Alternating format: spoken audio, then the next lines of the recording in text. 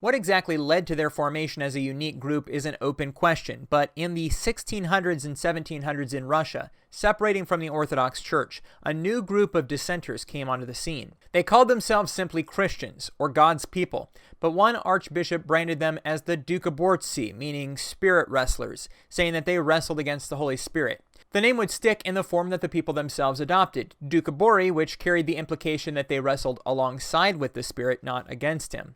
The Doukhobors, as they are referred to in English, endured persecution.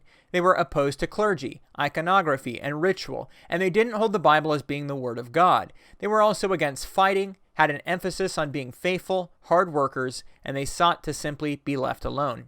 A majority of the Russian Doukhobors followed the leadership and teaching of Peter Virgin. They adopted vegetarianism, refused to register births with the state, and give grain to government emergency funds. They stopped using alcohol and tobacco. Tsar Nicholas II of Russia in the late 1800s demanded that all his subjects swear an oath of allegiance. The Doukhobors refused and recognized that if they were going to be consistent to this part of their faith, they needed to weed out any inconsistencies. Some Doukhobor men who served in the military returned their weapons to their superiors and said they would no longer fight. After these were beaten, 7,000 Doukhobors protested, organized massive bonfires, and burned all of their weapons in 1895. Resulting persecution forced thousands from their homes, and 2,000 people died from exposure and starvation. But there was some good news. In 1897, the government announced that they would allow the Doukhobors to leave under 3 conditions. Those imprisoned must serve out their sentences, all those who left must never return, and they must pay their own way. Accepting the terms, the Doukhobors immediately began to prepare for emigration. From 1898 to 1899, 7 ships with 7,500 Doukhobors arrived in Canada, about 1/3 of the total Russian Doukhobor population. Another 1,200 came in the 30 years following. On arrival in Canada, various subgroups arose. Due to Canadian homesteading laws, the Doukhobors were able to claim over 700,000 acres of land in Saskatchewan and establish over 70 villages. In 1902, Peter Virgin, who had been imprisoned, arrived in Canada and was recognized as the leader. He convinced the people to free their animals from farm work and to pull their plows themselves. In 1906, problems began. A new regulation required land to be registered in the name of individual owners. The Doukhobors viewed land as communal property, and many refused, leading to over 250,000 acres reverting back to the government. About 10% of Doukhobors decided at this point that communal living and land ownership and following Virgin's leadership weren't important, and became independent. Another group called Sons of Freedom, who Virgin banned from the community, became radically opposed to the Canadian government, leading to nude protests, arsons, violence, and bombings. The majority of Doukhobors rejected the Sons of Freedom and their techniques. Virgin wanted to separate from the independent Doukhobors and the corrupting influence of society, and for 4 years, beginning in 1908, he bought land and moved 8,000 Doukhobors to British Columbia. In 1924, he was assassinated in a train bombing, and the identities and allegiance of the assassins was never determined. Over the years, many Doukhobors assimilated into Canadian society. Somewhere between 20 and 40,000 people of Doukhobor heritage live in Canada, but in the census of 2001, only 3,800 people identified their religion as Doukhobor. In 2011, that declined to 2,290. The 2021 census religion totals will be released by the Canadian government in October 2022.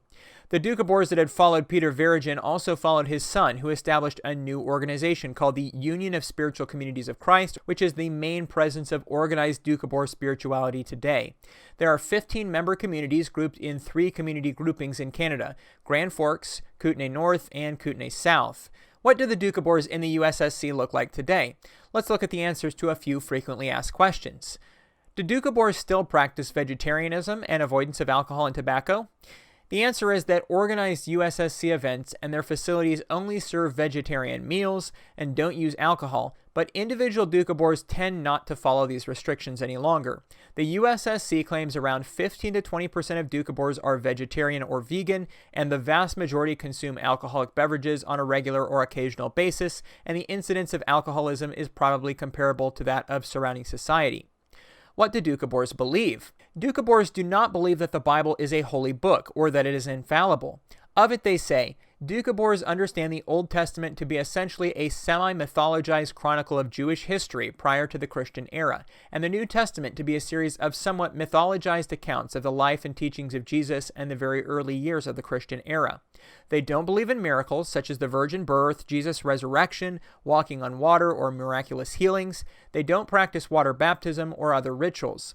The USCC website says, Doukhobors reject the notion that Jesus died for our sins, that his martyr death serves as some kind of ransom for the salvation of others. For Doukhobors, this is a fundamental betrayal of the very essence of his teachings, which emphasize each person's individual responsibility for emulating Jesus, living according to the golden rule, and earning one's own salvation through the good deeds of one's life. They reject the concept of original sin. They still teach nonviolence and are opposed to war and killing.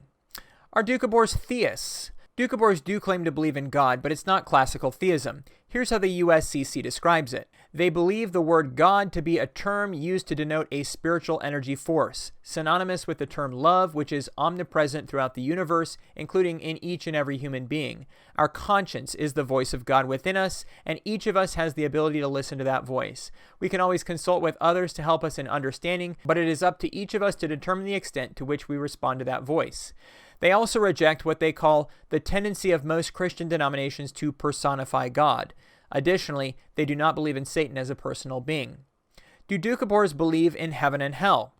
Heaven and hell are taught to be states of mind and not locations. Heaven on earth is something they believe could be attained if people love their neighbors as themselves. What are Doukhobors' political beliefs? The USCC website says, officially, the USCC membership still stands by the 1934 document known as the Declaration, which expounds a version of the traditional Christian anarchist view on political structures and processes. However, in practical terms, many Doukhobors have been content to support the political system, and especially social aspects of it, to bring about this heaven on earth.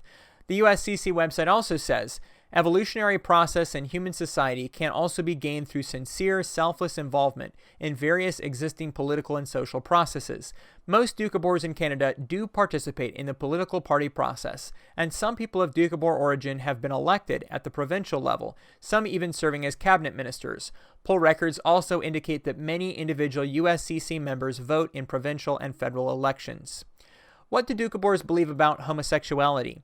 USCC says on this, individual views may vary to some degree, as with all matters, but it is very likely that the general Doukhobor view would be one of tolerance and acceptance, in line with the fundamental Doukhobor understanding that all human beings are equal children of God, regardless of nationality, race, color, creed, gender, or sexual orientation, etc., and all are equally deserving of love and compassion and equal treatment under the law. In conclusion, the 1934 Declaration of the USCC concludes with the following statement of Doukhobors' contentment to live out their life in this world. Members of the Union of Spiritual Communities of Christ, accepted and are fulfilling the command of Jesus Christ, render therefore unto Caesar the things which are Caesar's, meaning the governments of men, and unto God the things that are God's. Residing in whatever state or country in this world, we triumphantly declare, going under the banner of toil and peaceful life, everything demanded of us, which is not contradictory to the law of God and to the faith of Jesus, we will accept, fulfill, and execute, not through fear, but by conscientious guidance.